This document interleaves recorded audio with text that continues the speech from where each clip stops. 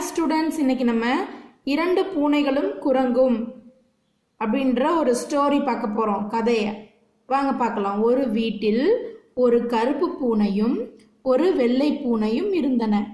இரண்டும் சேர்ந்து ஒரு அப்பத்தை கண்டெடுத்தன.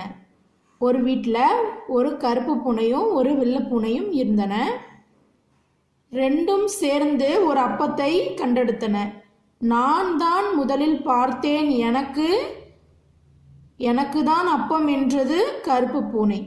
நான் தான் அதனை எடுத்தேன், எனக்கு தான் அப்பம் என்றது வெள்ளை பூனை. இரண்டும் அப்பத்திற்காக சண்டையிட்டன. இரண்டும் என்ன பண்ணுச்சு? சண்டை போட்டுச்சு. ஒரு வீட்டில் என்ன பூனை? கருப்பு பூனை, வெள்ளை பூனை, ரெண்டு பூனை இருந்துச்சு. ரெண்டுமே சேர்ந்து ஒரு அப்பத்தை எடுத்துச்சு. ஆனால் கருப்பு பூனை சொன்னிச்சு, முதல்ல நான் தான் பார்த்தேன், அது எனக்கு தான் அப்படின்னு சொன்னிச்சு. ஆனால் வெள்ளை பூனை என்ன சொல்லுது? நான் தான் அதை போய் எடுத்தேன், அதுதான் எனக்கு அப்படின்னு சொல்லி வெள்ளை பூனை ரெண்டும் வழக்காடுது. அவ்வழியே வந்த குரங்கிடம் சமமாய் பங்கிட்டு தருமாறு பூனைகள் கூறின. குரங்கு ஒரு தராசை எடுத்து அப்பத்தை இரு துண்டாக்கி தராசில் வைத்தது. அப்பத்துண்டு ஒன்று பெரியதாகவும் ஒன்று சிறியதாகவும் இருந்தது. அதனை சரி செய்ய அடிக்கடி அப்பத்தை கடித்து தின்றது. இறுதியில் இரு சிறு துண்டுகளே இருந்தன. பங்கிட்டது போதும், மீதியை எங்களிடம் கொடுத்துவிடு என்றது பூனைகள் கெஞ்சின. பங்கிட்டது போதும், மீதியை எங்களிடம் கொடுத்துவிடு என்று பூனைகள் கெஞ்சின.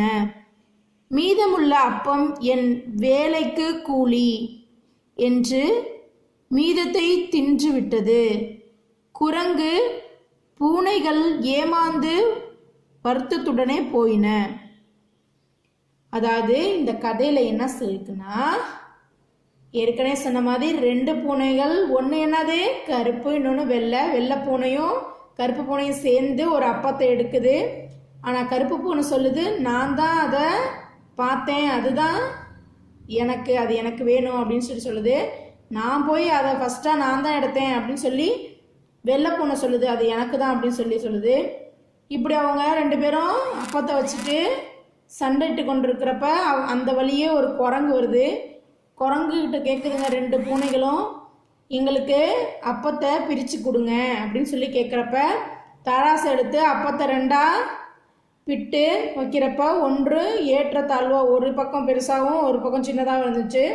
அதை சரி செய்கிறதுக்கு என்ன பண்ணுச்சு குரங்கு? கொஞ்சம் கொஞ்சமாக கடிச்சிச்சு. கடைசியில் சிறு துண்டு தான் இருந்துச்சு, சின்னூண்டு தான் இருந்துச்சு.